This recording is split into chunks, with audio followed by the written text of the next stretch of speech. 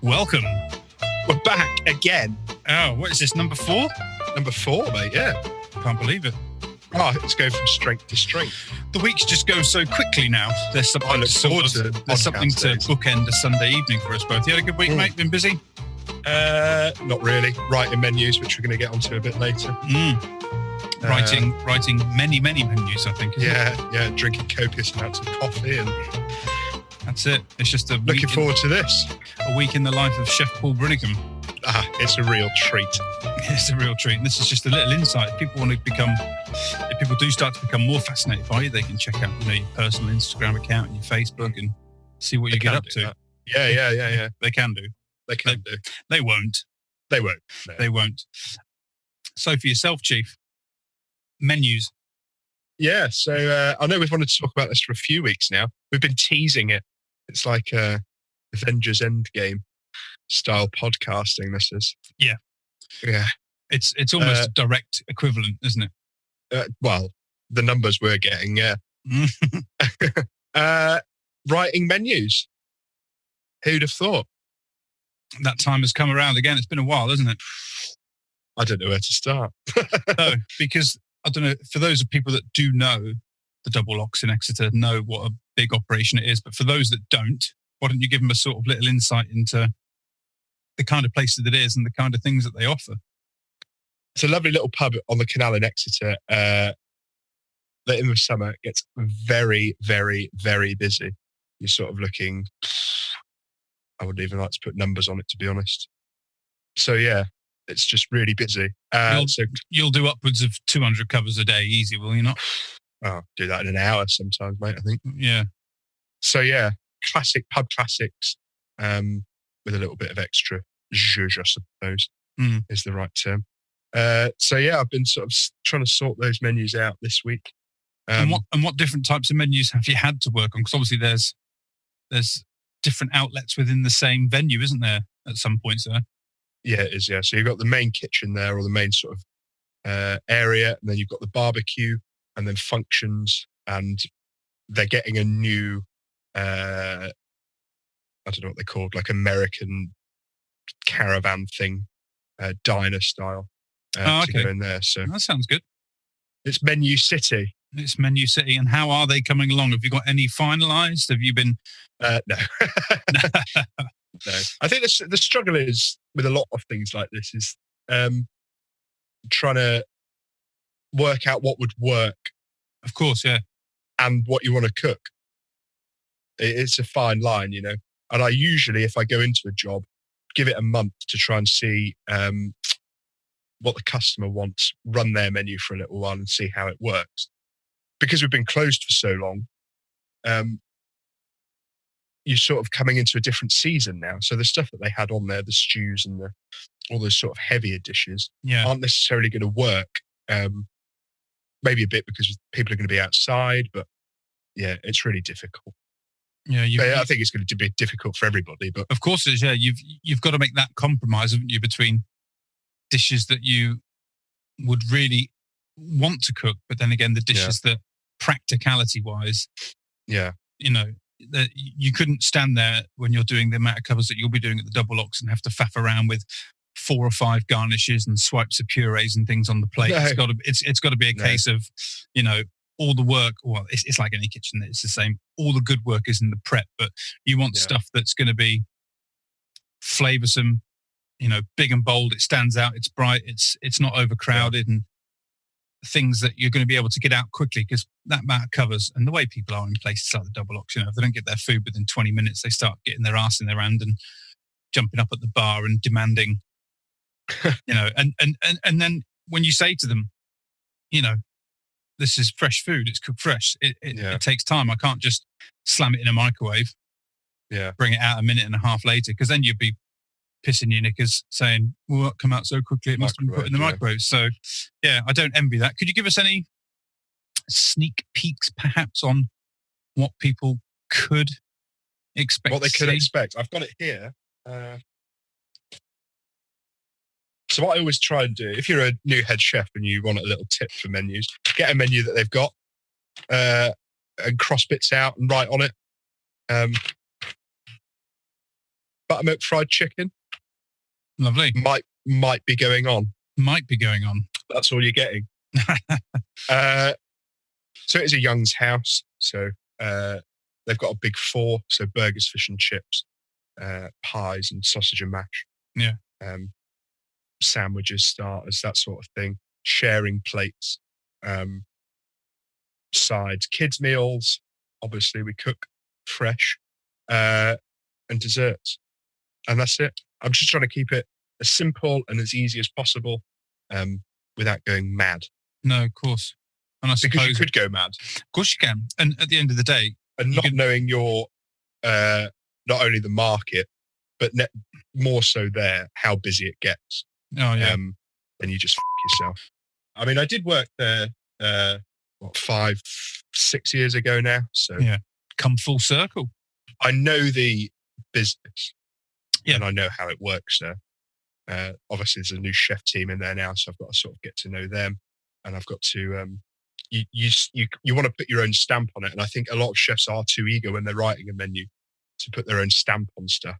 Yeah, when you've got to just step back, I think, and say, look, we'll run their menu for, even if it's just 2 weeks, till you get to know how the business works and how it runs, and then start taking things off, putting things on, see what of your dishes work.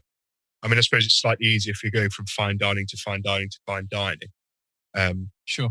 But if you're going from fine dining to a pub and then back into fine dining, those dishes don't all necessarily work together. No, you can't. No, I know what you mean. You can't take one dish from one place and just put it straight on the menu. No. You know, you could maybe take elements of it, can't you? I mean, there's like we were saying last week about how techniques from the high-end fine dining restaurants, how they can, they can trickle down, Yeah. And they can find themselves in the realm of pub cookery, but it's just obviously presented and it's put out in a less complicated fashion, shall we say?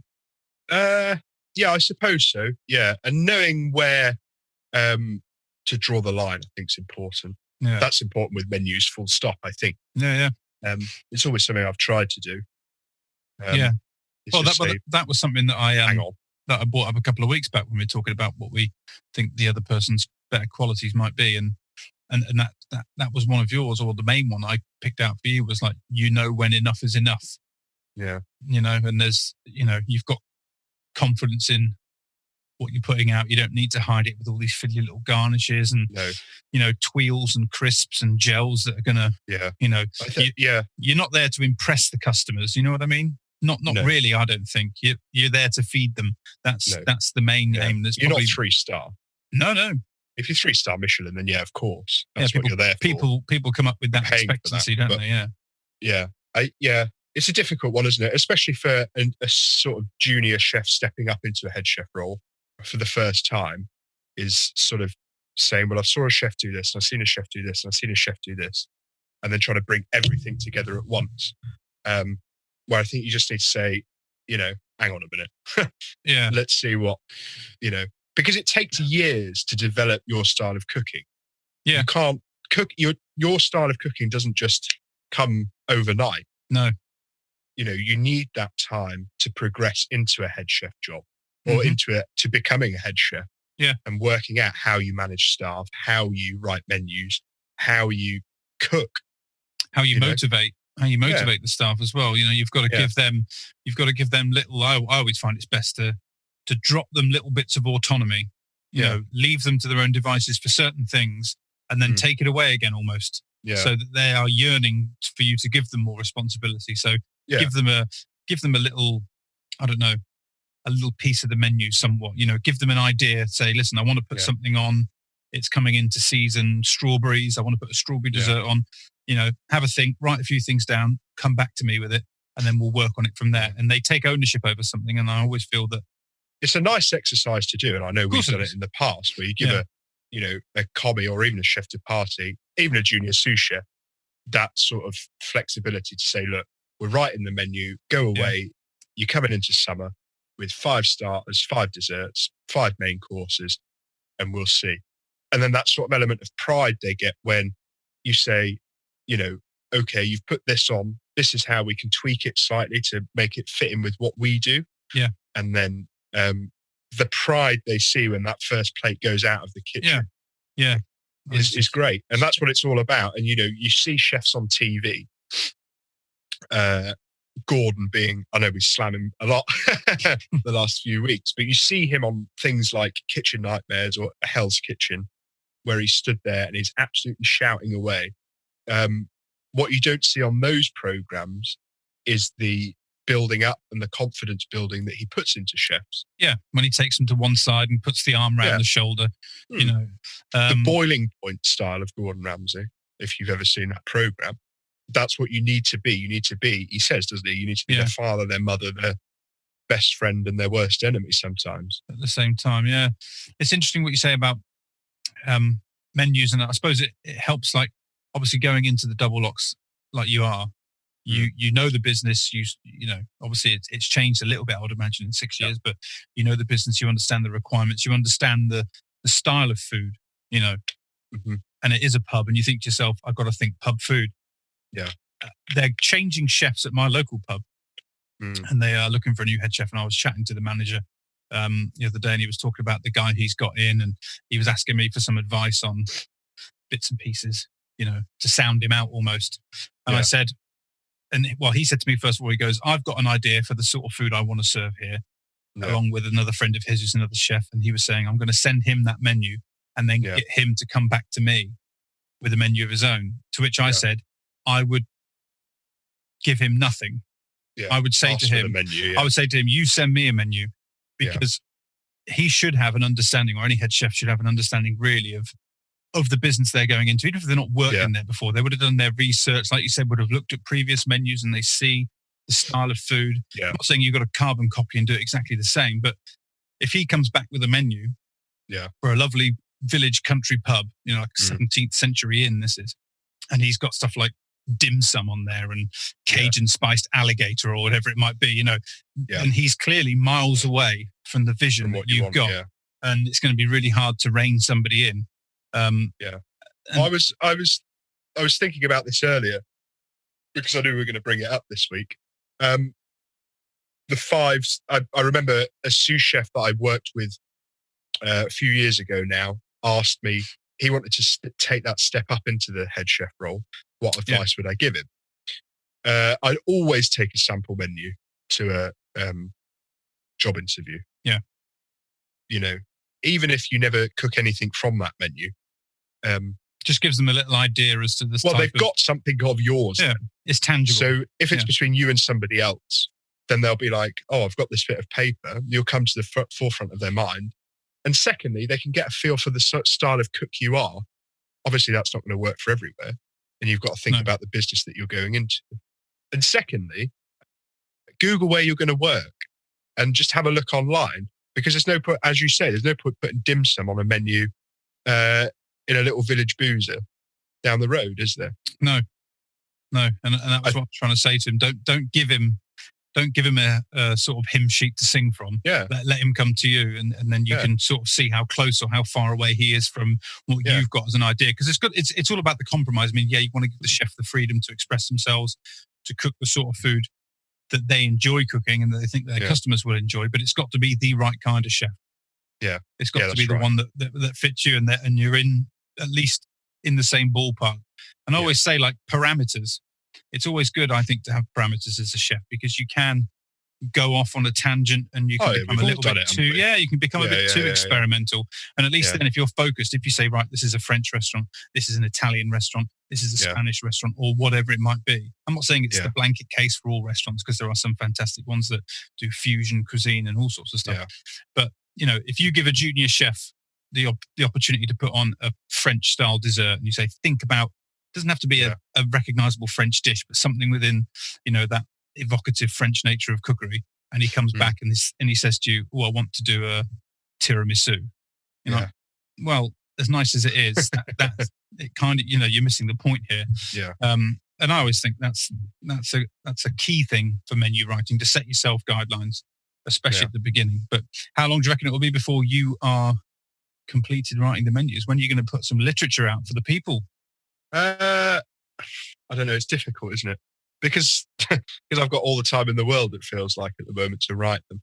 I just need a day. Probably tomorrow I'll sit down and do them properly. But it's just sitting down with what they've got now is what I generally do at a place, and just scribble all over it and cross things out that you don't want to put on there or that you don't want to keep on there, and then just write your bits in.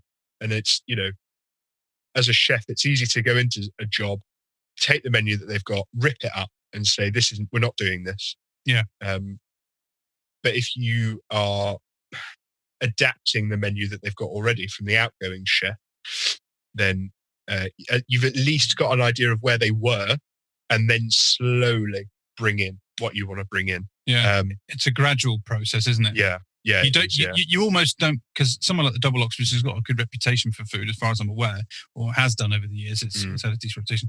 You don't want it to become so blindingly obvious in a way for the guests that's right. to know that a new chef is in. Yeah, you want them to just pick up on the regulars will pick up on the little differences. By the fact that the chef's car's no longer in the car park is probably one massive giveaway. Yeah. But yeah, no, I'm very much looking forward to seeing what you've got, and I'm even more excited about going to have a little visit, Chief, because you'll be open well before me, so I might pop on down on an April day, stick my head around the back door at the kitchen, have a laugh at you, absolutely balls deep, yeah, and I'm going to be make my way outside for a nice crisp pint of lager and a fish and chips. Possibly, we don't know, or some buttermilk fried chicken, maybe some fried chicken. Yeah, absolutely smashing. I think, Chief, it brings us on to the part we've all been waiting for. Yeah, it's time. Not me ranting about ingredient. Not you ranting about ingredient challenge. Not yet. No, not yet. That's going to come a bit later. It's time to introduce our first guest ever onto the Prep Kitchen podcast live. I hope we're all excited. I'm very excited. So, without further ado, welcome to the Prep Kitchen podcast, Arty-Stan Pizza. Hello. How are you? Hello. Very well. Very well. Thanks very much for coming on, mate. Been a long time since I've spoken to you in, sort of person. I know, yes. Those were good days, mate. Nearly 10 years now, mate. That makes me slightly sick to the stomach, to be honest. It means I'm really, really bloody old. Well, I'm catching you up, I think. Yeah. For those that don't know, Jay and I played in the same football team together in Southampton. And I finished there in 2011. So that's how we know each other. And then from there, we sort of, kept in touch as best as people can, I suppose, really. The odd Facebook message here and there and see how people are doing and all that sort of stuff. But you're based just outside Southampton still, aren't you? I am, yeah. So I'm based in a little place called Bitton. Some of the suburbs, I guess, of Southampton. Yeah. Yeah. So what we wanted to get you on for was because last week my mate Ash Bradshaw sort of broached the subject all about, small catering outlets and food trucks and vendors. They're very much on the up during lockdown because there's various reasons why a lot of people decided to start them up. So when did you decide it was the right time to go it alone, so to speak, or to put yourself out there, dip your toe in the water? Well, it's always been a thought of mine, I'd say, like a little pipe dream, if you like. And it all comes from when Vicky, who seems to be quite an inspiration, which is my wife, she bought a pizza oven for me for my 40th. And since I made my very first, for my 40th. 40th, yeah, exactly. Yeah, that's why I said I'm old. Sorry, couldn't help it. That's all right. So she bought for my 40th. I made a pizza which was absolutely diabolical, but the taste was so different to what I was doing in my conventional oven. It just sort of, sparked something in me. I joined the Instagram, made an Instagram page and then joined the sort of pizza community. And I was just learning from there. And I started speaking to a guy who was in Bradford, I think, doing backyard pizzeria. I thought, backyard pizzeria? Started talking to him and realised that actually this is a possibility. You could do it from your backyard. I thought, okay, interesting. And all my mates were tasting my pizzas and going, yeah, you should do this, give it a go. And then in August, I set everything up business-wise, did it all properly, went through the council and everything, got myself set up, got me insurances, everything like that. And then just from there, it rolled out in August. So, and I haven't really looked back. I mean, I shit my pants when I first did it, and I burnt both my arms like ridiculously. Had a piece of stick to the back of the oven, and decided to shove both my arms in and try and save it. Oh no, that wasn't good enough, was it? Because I burnt one arm, burnt one side of my arms, came out, and thought, I'll turn the other arms around and go back in again. So I burnt both sides. Yeah, I got some cracking scars. what a plum! Yeah, absolutely, mate. And I didn't get them seen to, and I had really bad infections in both arms. I need to go to the doctors, and they're like, "Yeah, lucky you came here. You could get sepsis from this." It's like, oh, brilliant! Nice. That'll be my piece of career over and done with within 1 week. But yeah, I mean, my wife bought me a pizza oven, and I guess it sort of just sparked something in me, and saw the opportunity and went for it. Really. Did you have sort of like a real love or affiliation for pizza before the oven came into play, or was it something that you just decided one day I'm going to make a pizza and you quite enjoyed it, or is there like a bit of previous? Is it something that you've, I don't know, always made or had made for you? It's been something that I've been passionate about for quite some time. But as I say, I was using the conventional oven. I could never get that heat, because you need real intense heat to wake that yeast and the combination up, just to get all that puff and crust and all the other fantastic things that go with pizza. You couldn't get it in the conventional oven. You just couldn't get it. Pizzas were tasting nice. The toppings were lovely and all the flavours were there, but the dough was just shit, basically. It was never what I wanted it to be. It wasn't the quality that I was getting when we went to Italy back in 2016 for our honeymoon. And that's really where the interest was reignited, I say. I've always had this passion for pizza, but I wasn't really making it on a regular basis. We went to Italy and we travelled from Florence down to Rome and then down to Sorrento. And I had pizza every single day. It was my task. And I had what a treat. It was amazing, honestly, and it was fantastic. But what I was blown away about was the sheer amount of variety in pizzas. Yeah. I couldn't believe it. I mean, we over here, we have the likes of sort of Domino's and such. They, to me, aren't pizza, they're Domino's. They're their own sort of separate thing. But the quality and the different sort of different flours, the different processes, the different types of pizzas was just amazing. And I fell in love with Neapolitan. And when we went to Sorrento, that was where I, sort of discovered the pizza of my choice, if you like. I just said to Vic, that's what I want to do. I want to do this one day. And by the age of 45, I want to have my own place, my own sort of, my own setup, really. And that has always been my goal. I've always, 3 years ago maybe, I built a little place for a brick oven. That never happened. So Vicky took pity on me and bought me an oven. Bless her. Good girl. What would you say has been the most sort of challenging aspect of starting a business, especially during a pandemic, I suppose? Challenging aspect? I guess it was probably getting marketing without a budget, basically, I think. Trying to get known and noticed. And it was I used a lot of my friends as sort of like free marketing, really. And that's probably the hardest part, because I never really wanted to spend money on like Facebook and such. I just felt like it's a lot of money and you don't really get much return for it. So I guess the sort of marketing and getting myself known and really sort of understanding how to run a business, because I ain't got a clue. I've never done it before in my life. It is a daunting prospect, isn't it? Yeah, and there was all these tax and all this other stuff, but through the sort of months, I've found really, really, really good people. Like, I've got an amazing accountant. She's really sort of set me straight, and I can understand exactly what I can and can't do. And then obviously the EHO have been fantastic as well. You know, the council were brilliant, walked me through everything.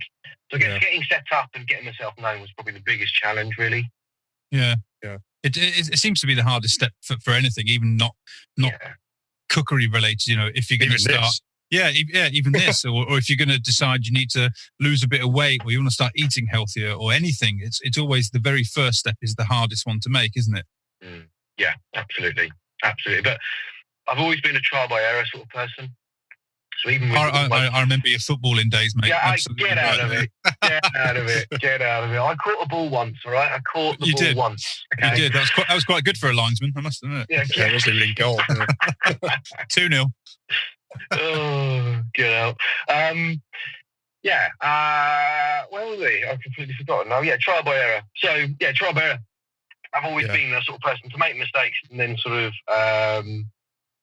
not make that mistake, or try not to make that mistake again, but learn from it. Yeah, of course. I've done that with all my dough. Like there's lots of people that spend lots of time going through sort of YouTube and reading books. I'm dyslexic. Reading isn't an option for me. I listen to things, and that's how I deal with it. I can take methods and understand, measurements and stuff, and I can do the math side of it. But reading and sitting there and reading is never going to be a thing for me. And my attention span is so small. Yeah. Again, Matt, you'll know this from me being in goal. Yeah, literally, I'd be watching birds and there'd be like 4 goals going. But I think he walked to the corner shot once and we were 3-0 down. I don't know where he went. And when I said birds, I meant birds in the trees, not. I know. Yeah, okay. Yeah. Nobody came to watch us play. No, literally. Yeah, even the birds were bored, actually, to be fair. No, we were actually decent, to be fair. So, so those and everything and listening to sort of watching YouTube, it's never really been a thing for me. I look at Pizza Champion templates and then look at their methods and then take bits for what works for me, really. Sure. Cool. And is there, just sort of going on from there, is there anything that you know now that you wish you'd known when you first started? Yeah, crikey. Don't put your arms in a pizza oven, I'd say, probably the first one. Yeah, we've answered that one, Yeah, that is definitely probably the first one, to be fair. Yeah, 900-degree oven, don't do it. It's not a good idea. It's not going to come out well. I guess it would be the science behind it all, and there really is a science behind what we do, because you have to understand the likes of the protein levels, what flours do and don't work, what's better yeast-wise. Is it dry? Is it fresh? Is it better to have hot water? Is it better warm water, cold water? All these things I had no idea about. So I was just chucking cold water in there, watching my dough not rise, thinking, what the hell's going on? And it's because I hadn't woken the yeast up beforehand, and all these little tiny little bits. So if anything, it was probably the science behind it. Yeah, I wish I'd known that before. Yeah. I probably would have known if I'd just watched YouTube, but I'm a lazy bastard, so I didn't. Yeah. I mean, I've not had much experience making pizzas. I've used a pizza oven only a handful of times, really, but I don't know what it is about it. Like, there's something almost like caveman about it. Put in your hands, or in your case, too close, but very close to the fire, and you're in there. You can feel the embers getting hot, and you're turning it, and you can see it bubbling away and cooking before your eyes. There's nothing else quite like it, really. Yeah, absolutely. And especially when you get it right as well, and you get that. For me, it's all about having a nice airy crust, something digestible, something that once you've eaten it, you feel like you haven't eaten it, but you know you've eaten it. Yeah. Does that make sense? Yeah. It's not just going to sit there on your stomach like a certain high street delivery chain. Yeah, and then you spend the next 2 days on the loo and just crying in a cold shower, going, "Why did I do it to myself? Why did I do it to myself? Nobody needs that much salami." Yeah, well, that's what you were talking about, dough, and that was one of the sort of things I wanted to get from you. If you were to have like any tips that you could just give people, and myself included, because I like having to go and making pizza from time to time, like tips for making the perfect pizza, like how do you think it's the best way to go about it? Best of all, don't overcomplicate it. It's a really simple thing. It is as simple as, flour, yeast, water, and salt. And what I would suggest doing is fine our salt, as fine as salt as you can possibly find. Make sure it's sea salt as well. Do a combination of warm water and cold water. Always start with cold water, but put your yeast in the warm water first to wake the yeast up a little bit. Try and use fresh cheese if you can. I always find it better anyway. And then in terms of flour, make sure it's minimum 00, but also if you can get protein above sort of 13%, you're in for a winner, because you want to feed the yeast. The more the yeast can feed, the more gas, the more, puff and all the rest of it. And also time. Don't make it and think you can do it. You can eat it in 6 hours' time. You're going to get a stodgy, heavy dough. If you leave that for 48 hours, which is what I do with my doughs, make it on a Wednesday and it's ready for Friday, 48 hours I've had to sort of ferment. And it's just a huge difference from what I was doing. I was doing like 12-hour doughs. And it was just, not 12 hours, 18-hour doughs. It just wasn't It wasn't nice to eat. Yeah, just basically. It no. wasn't sort I know what you mean. digestible. I mean, we had a chef that Paul and I worked with, and we used to give bread out when the guests would sit down at the table. You know, so we'd bake the bread in the afternoon, and you know, and then they'd get it when they sat down at the table. And there'd be some days where it'd be like an hour before service, and he wouldn't have made any bread, and then he'll try and quickly prove it, and it's like under the hot lights. Under the hot 10 lights, minutes, it's the worst thing you can do. I mean, if you've only got an hour between someone sitting down and you want to give them bread, I'm afraid you're not going to be giving them bread because Go to the supermarket.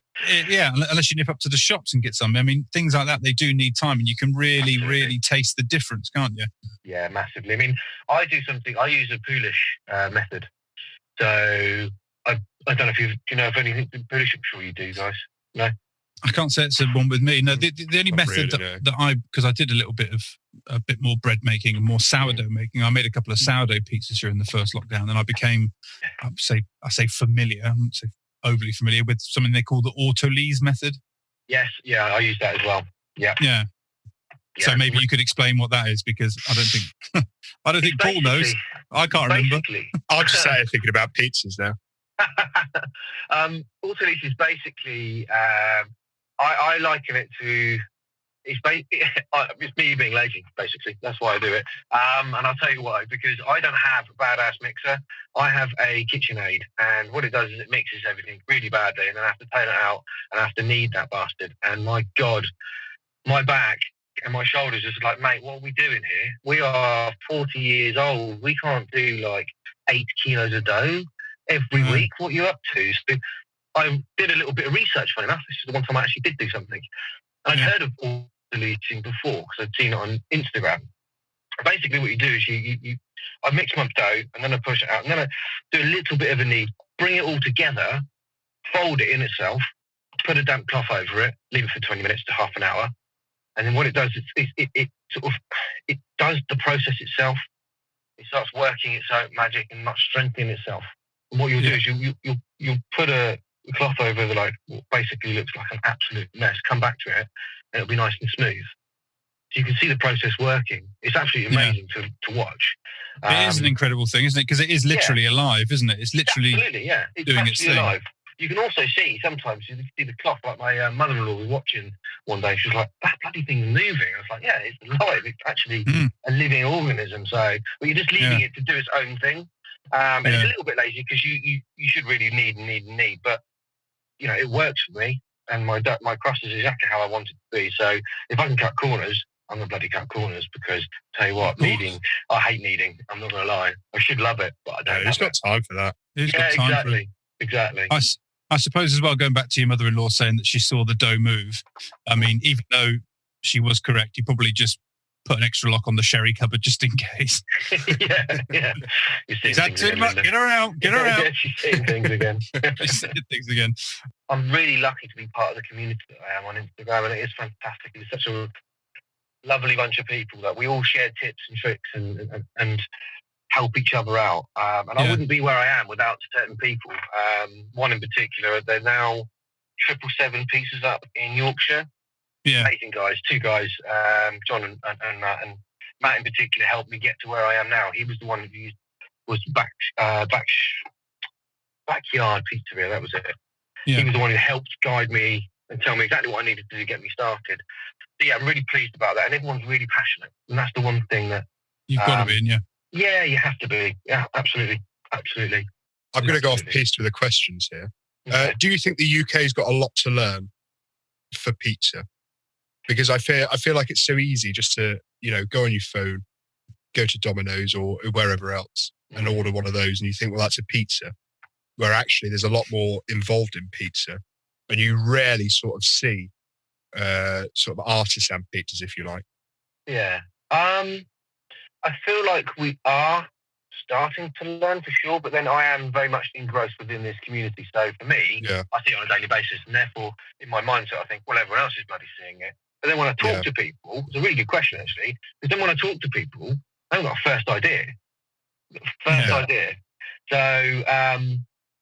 I think, yes, there is definitely a sort of room for sort of understanding a little bit more about what good pizza is, because it isn't Domino's in my eyes. Domino's is a good place to go when you're absolutely steaming, and you need something to soak up all that booze. That's the way I look at Domino's. For me, it's not pizza; it's Domino's, as I said before. But I definitely think there's more room for understanding, for sure.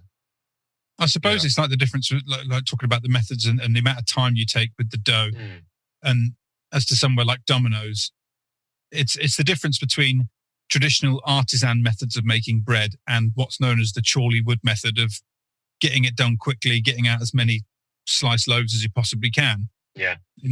Whereas you can call it bread, but when you look at the list of ingredients, it's not just flour, water, salt, yeast.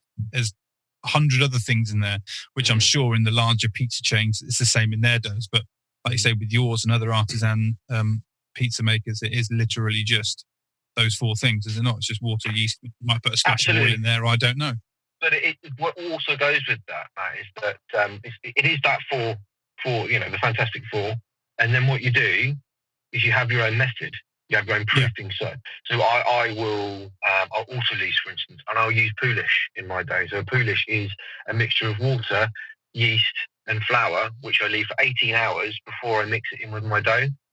And what that is, it's like yeast on steroids in a way. That's the way I look at it. It's like a big badass bowl of yeast going into this mix, which is just going to start, pumping the rest of the yeast, waking the rest of the yeast up to start eating, and then get a wonderful crust and puff, and the taste is just amazing. I also use the auto-lease method, and I also use 48-hour method, 24 out in room temperature, 24 in cold temperature. And then I ball my dough for like 4 hours before service. There's lots of different tiny bits that go with it. It's method and process is different between each pizzeria or each pizza chef. Or I suppose it's like at the beginning of lockdown. Sorry, everyone was making sourdough because what else have we got to do? Yeah, you've got you go on YouTube. Go on YouTube and there's like 100 different ways to do a sourdough starter. Yeah. And everyone's doing something slightly differently, all to sort of get the same end result. But it's really interesting. It blows my mind slightly. That's why I haven't said a lot. That so much goes into making a pizza because, short of making a pita pizza and very rarely a puff pastry pizza, which got a lot of kickback in the first episode, I haven't really had that much experience doing pizzas. So, it's really interesting. Do give it a go. It's a lot more simpler than you would imagine it to be. As I say, it is about finding your own way. I've never been a copycat. I even with this morning using the book that you guys quite kindly bestowed on me now before winning that prize. I took a recipe from that today and I changed it slightly to what I wanted it to be. I've always been that sort of person to look at the recipe. Oh, that's really good. However, if I twisted it this way and did it that way, is that going to work better? And I have to change things because of my house. It's so bloody hot in here. I have to change the methods because it doesn't suit what the book says, because I don't have a kitchen that is a commercial kitchen. I'm not using a steel surface. I'm using a wood surface. And that's a difference as well, because there's different heat friction that comes off of that. And there's all these tiny little bits. Crazy. And then obviously the heat of the oven. That stone's got to be, for me, 700 plus before I put that pizza in there. Yeah. I want that bottom to cook straight away. And then I'll turn the pizza oven down slightly so the top cooks evenly. So there's all these other little tiny bits. Temperature. Yeah, absolutely. Yeah. I always want to burn my arms off. Yeah. If you're not singeing your hairs, you're not doing it properly. Yeah. For a couple of months now, I've burnt myself. So, but this Friday I probably will now. So, sorry to jump in there. I was going to say, post lockdown, is there anything in the offing for you? Are you going to continue to do what you're doing, or are you going to look to push it further, or what's sort of next for you, or what do you hope's next for you?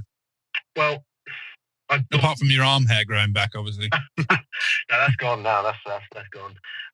No, I think for me, this. I don't want to sound big-headed when I say this, but there is so many things on the table for me. It's ridiculous, and I feel really grateful for the interest that people have shown in what I'm doing. And there's a couple of guys in particular that are really, really keen to work with me.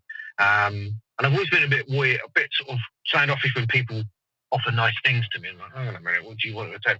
These guys genuinely want to help out because they can see an opportunity. Obviously, they're going to make money from it themselves, but they want to help elevate me. So I've got quite a few things to think about. The one thing I am definitely going to start doing is a few events. I've got a couple of weddings that I already had booked, which is good, for later on in the year. So I'm going to start, first of all, getting myself a gazebo with all the, the marketing and all the branding. Look at getting a van of some sort, but not a food truck. No. I won't go down a horse box route because it's been done to death. And if I'm going to do something, it's going to be different. Because the only way you're going to get any sort of bookings is to be different. There's like 1,000 horse boxes, but then I turn up with this amazing Dodge van with a wicked bloody gazebo on the side and all this amazing setup. I'll probably get chosen out of that. Yeah. Because you see what I mean? That you were saying before that your friend was saying that there's lots of different pop-ups. There are. But then what's really going to sort of stand out? How are you going to stand out from the rest of the crowd? And it's a market. It's a market that perhaps has really quickly become saturated, isn't it? Absolutely, mate. Yeah, and I do worry about it. And I think if I'm going to do this like full time, I'm not going to do it right now because I want to look and see what happens in the market for the next year or so. Yeah. How many people are going to be left? Because there will be. I know there's lots of people out there that have done this to make money, and that's the wrong thing. No, I'm not in it for the money. What I'm doing here with the business now, I don't make a penny from this. In fact, my GP is so bad, you two would laugh at what I'm doing. But not about that for me. It's about learning. It's about having a business. I don't need the money from the business to live. And I mean that without sounding like a complete cock. I mean, like, I don't need that money to live in the sense that it's not essential to me. It's about running a business and learning that for when I do have the opportunity to sort of take it to the next level. Yeah. So I'm all about sort of learning and giving people good pizzas and getting that brand out there rather than making a quick buck. And I think those people that are doing them quick buck won't be around in 2 years' time. Well, in my eyes. Yeah, I mean, it's all about attempting to master your craft, isn't it? So when the prices do go up and things do progress going forward, that you're getting what you pay for, and what you're paying for hopefully is I'm sure a high quality product. You couldn't go elsewhere and get it, or if you did, you'd have to really hunt it down. It's not the sort of if you go to yourself and you get yourself a pizza, you don't think yourself, oh well, the other guy 2 miles down the road is just as good, because there isn't another guy 2 miles down the road. There's nothing like what you're doing, like you said, because everything is so tailored and so unique. You found your own way of doing it. You found what method works best for you, that your pizza, your product, it ultimately can't really be copied because there's nothing else like it. And it's the same for all the people that you're in the community with. They all do their little things differently. So I just think it's great. I really do. And talking about like getting your brand out there, if anyone wants to go and check Jay's page out, it is at Arty-Stan Pizza on Instagram, and just have a look at the logos and the names of the pizzas. Well, just run us through a couple of your favourites. Big Tony. He's the one who started it all, to be fair. Big Tony. I was just sat here. I was thinking, like, what can I do different pizza wise? Because obviously I've got my staples. You get all your meats and everything. On the name side of things, I wanted to do something slightly different and slightly gimmicky, I guess, if you like. But it will live in people's memory, and they're like, "What's Big Tony? Big Tony Pepperoni." I thought Big Tony, Don Pepperoni. I was just sort of thinking, this character's like, it's a massive piece of like meat. He's the Don. He's a mafia. He's part of the mafia, and all this thing went off in my brain. I was thinking, and then I could have this, and I could have that, and then the hot honey hog. I just created that out of my mind, which was just fennel sausage, mascarpone, and then hot honey sauce, which is an amazing pizza. I must admit, it's one of my favourite pizzas out there. The Billy Margot, I literally don't know where that name came from. It just popped into my mind. What other ones have I got? You got me. So they had Margarita, which is the Queenie, which obviously comes from Queen Margarita. Yeah. So, I just wanted to do something slightly different. There is a reason behind it all. Characters for each. There's the reason behind them all, and that will come to fruition later on down the line. Okay, well, I won't won't- pressure any further on that one, Yeah. but, I think I might know what it is, but I don't want to spoil it. I do have one final question Oh, Chief, knock yourself out, mate. Go for it. because we've got a pizza person on. Go on. Does pineapple belong on pizza? Ooh. Pineapple does not belong on pizza. And yeah, I am a massive advocate for no on that one. There we go. I could say some really nasty things here, but I won't. Settled. It's like the Settled. games of New York. That sort of debate is like the games of New York. You've got your yes and you've got your no, and it's no. I'm just going to clip that bit and play it all the time. And play it all the time, Shit yeah. fruit. It's a shit fruit that I don't trust. Shit fruit. You've only got shit fruit. Oh, mate. No, I'm definitely in the no camp. It don't do it for me, unfortunately. It doesn't do it for me. But hopefully you're going to stick around for the remainder of the podcast because we've got you involved in a couple of other bits and pieces. Brilliant. Yeah, cool. Yeah, so stick around. Chime in whenever you want. Don't be shy. Will do. But what comes up next is, like I said, I think a week before last, one of my favourite parts of the show, and a little part of the show that you've been on the receiving end of the positives from Jay is time for Paul's book review. Yeah, so this week we're sort of keeping on last week's theme of cheap cuts, and we're going with it's The Complete Nose to Tail from St. John's. Cracking book.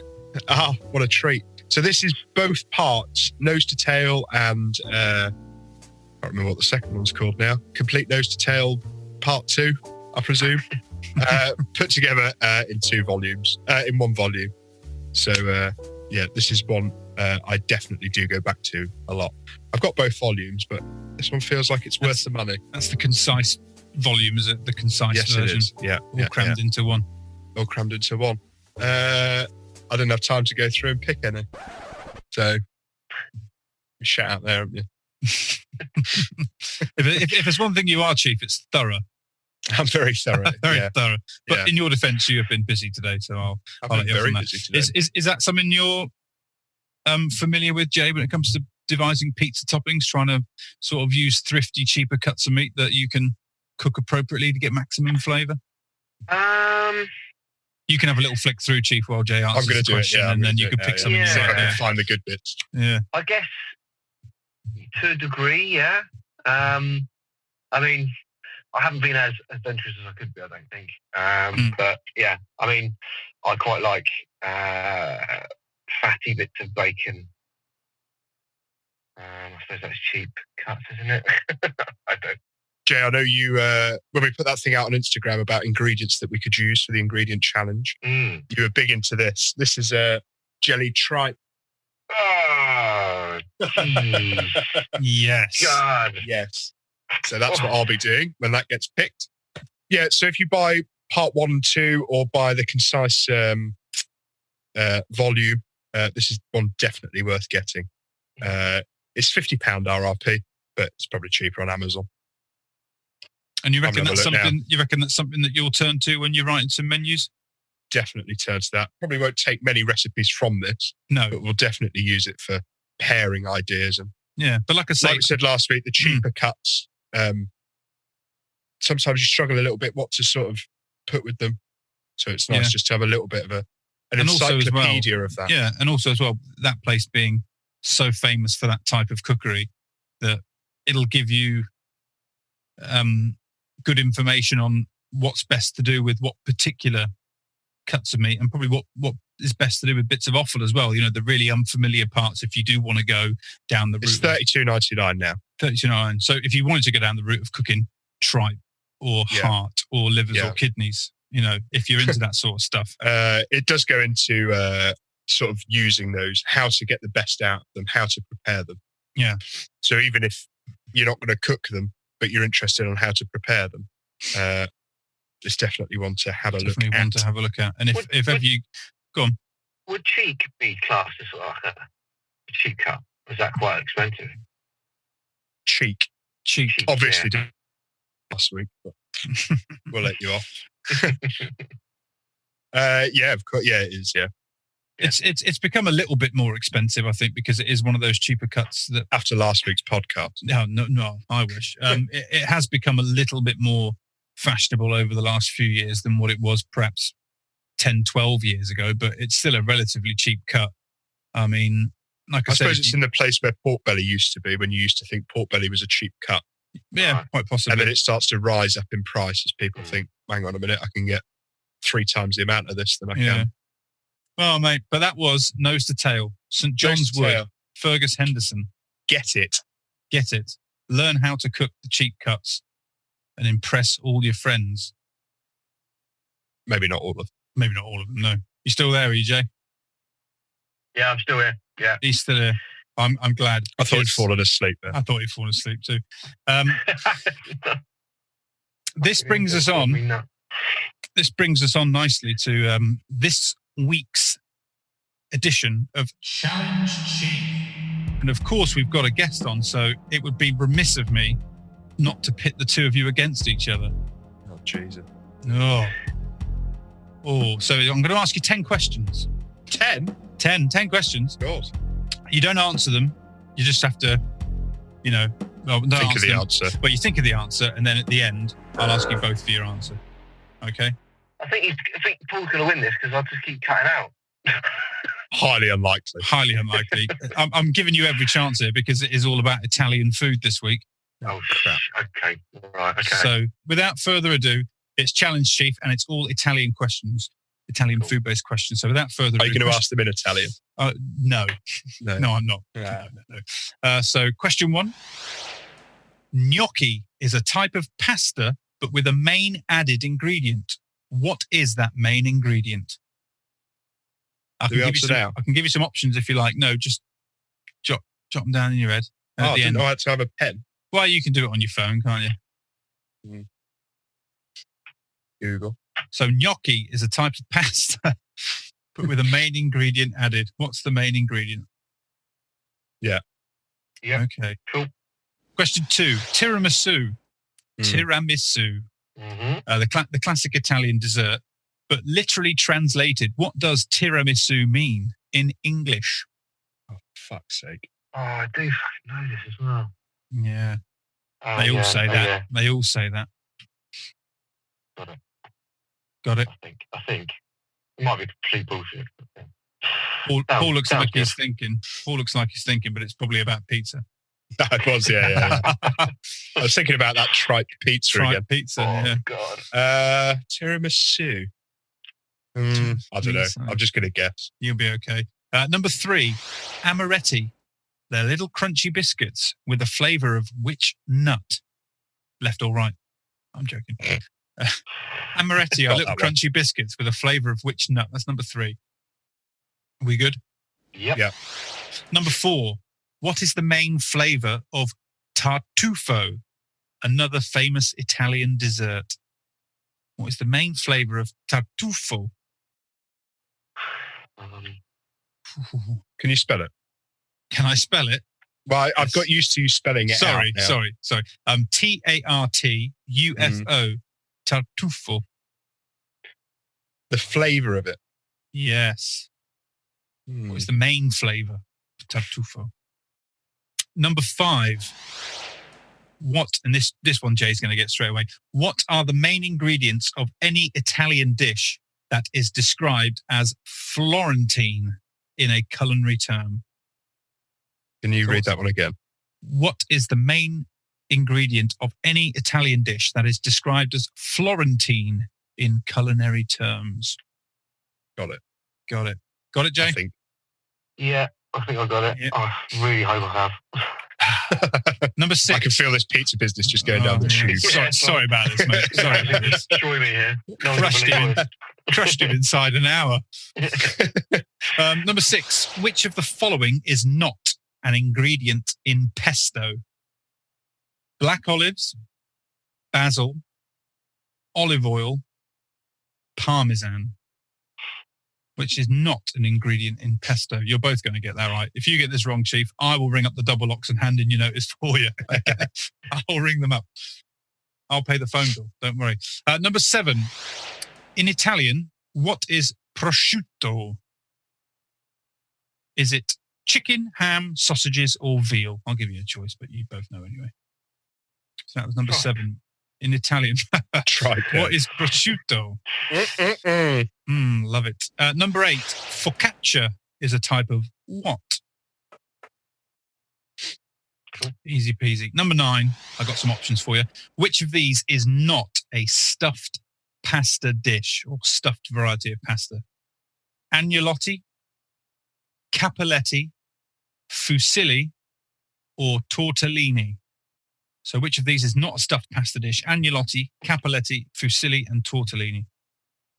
And finally, number 10, nice and easy. What is the main ingredient of passata? What is the main ingredient of passata? We all good? Mm-hmm. Okay, gentlemen. I've Number definitely 1. got 2 of these wrong. Definitely got 2 of them wrong. Number 1, gnocchi is a type of pasta, but with what ingredient added? Chief, what you gone for? Potato. Potato. Jay? Cool. Yeah, potato. Bang, bang. 1 apiece. Tiramisu, what does it mean? Chief? Coffee layers. Jay? Boozy pudding. Boozy pudding. Yeah. No? No, it actually literally means pick me up. Yeah. Okay. Tiramisu, pick me up. So no points there, still 1 apiece. Amaretti biscuits have a flavour of which nut, Chief? Almond. Almond. Jay? Yeah, almond, yeah. Correct, you are. 2-2. This is tight. Like a camel's arse in a sandstorm. This one's tight. Number 4. What is the main flavour of tartufo, Chief? Lemon. Lemon. Jay? I went for lemon as well, funny enough. You went for lemon as well. Yeah. The answer is chocolate. Oh, is it? Chocolate. That's annoying. Number 5. What's the main ingredient of any dish described as Florentine? Chief? Spinach. Spinach you've gone for.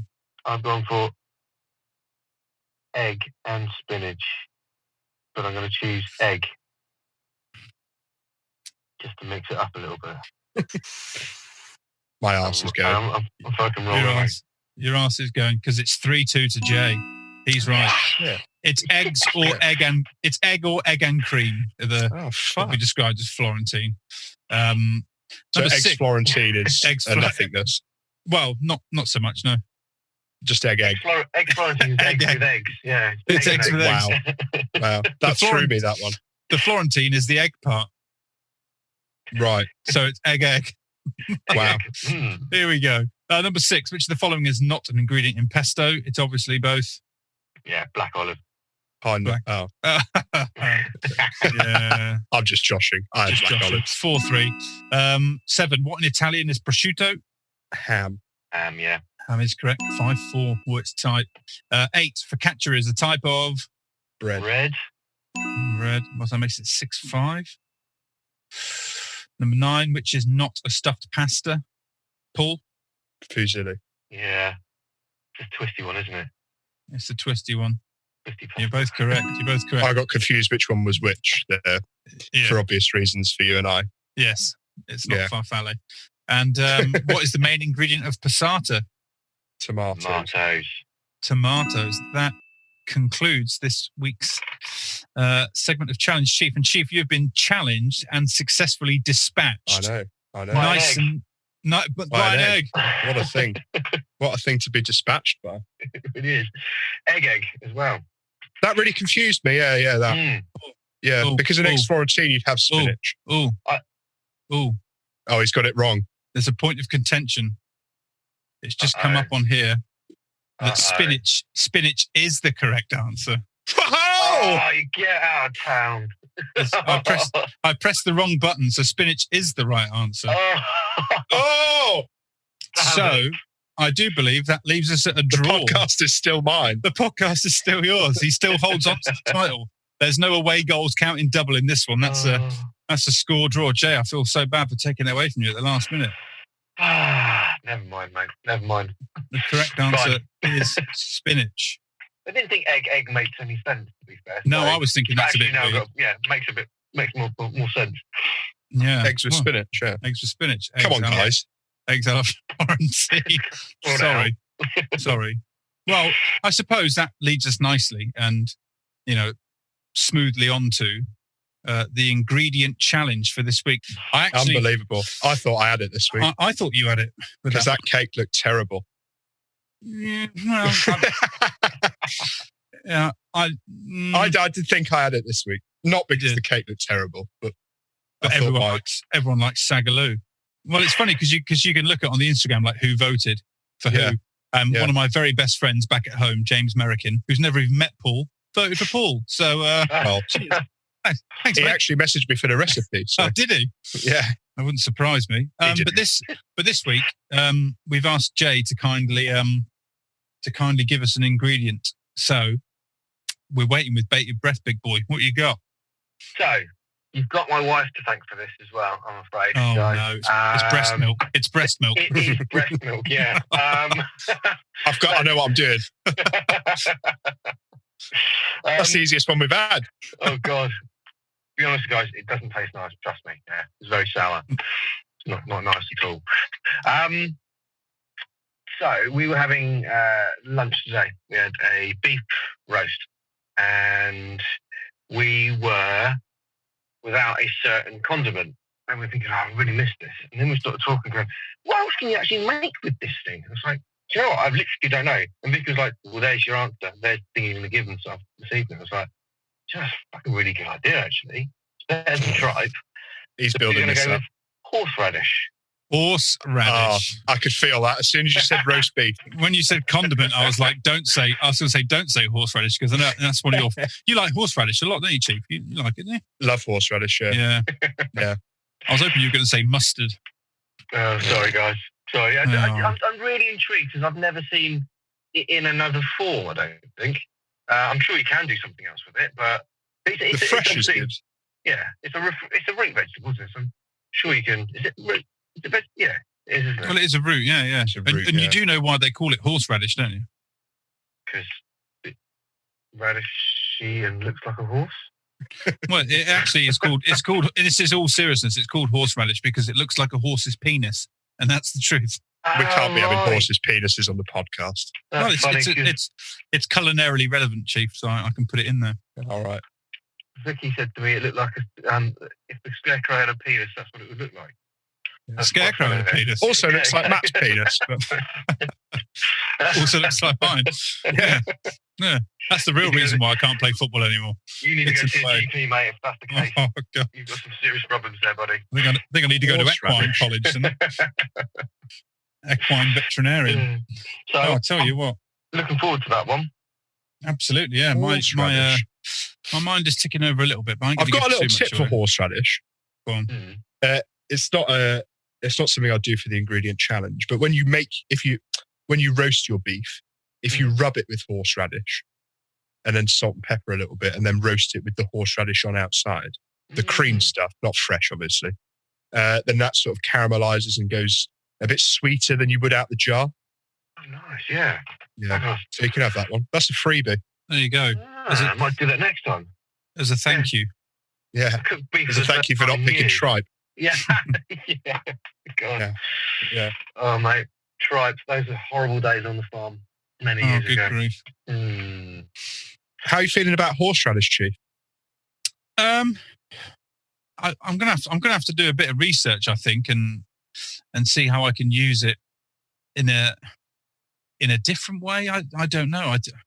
It's actually a really, really, really good ingredient because it is one that everyone's very familiar with, but at the same time familiar with just in one way, and that's out of a tub or a jar and spoon next to your roast dinner. Yeah. So, I mean, we've both used it before in different ways as almost as a seasoning or a flavoring, horseradish cream and things like that. But yeah, what can we do with it? I've got an idea. I've got an idea already. Pizza related, but I just thought, they're really too easy, to be fair. No, I actually think that's a very, very, very good choice there. So done. I've got a kernel of an idea already. A kernel. That brings us to the end. Jay, it's been an absolute pleasure having you on, mate. Really appreciate you giving that time to chat to us. No, I really enjoyed it. Thank you. Thanks for coming and listening to this shite for an hour. No, honestly, guys, I really enjoyed it, to be fair. And yeah, continue doing it and keep smashing it, really. It's good listen. Well, we'll hope to get you back good on. Chemistry, guys. You've got good chemistry. Thank you, mate. Well, we'll hope to get you back on maybe at some point once lockdown is all eased, and then if things do start to progress in the way you hope, you can come back on and tell us all about it. Absolutely. I want to know what all these character names are for. Yeah, exactly. Yes, you'll see. You'll soon see. Are you writing a children's book? No. The cat's out of the bag. I got him. I'm not saying a damn thing. No. I don't think Big Tony can go into a character's book. Not the way I've written this character reference. Yeah, ain't gonna happen. No. He's got too much of a shady past. Absolutely. He's eating too much Florentine. That's why. Oh, mate. Can't move in Big Tone's house for Florentine. Right, mate. Gentlemen, thank you so much. Really appreciate it. Chief, I'll see you next week. Jay, I'll hopefully see you at some point in the summer if you come down this way, mate. Give us a shout, let us know. 100%, mate. You take care, guys, yeah? Yeah, all the best. Thanks, mate. Bye.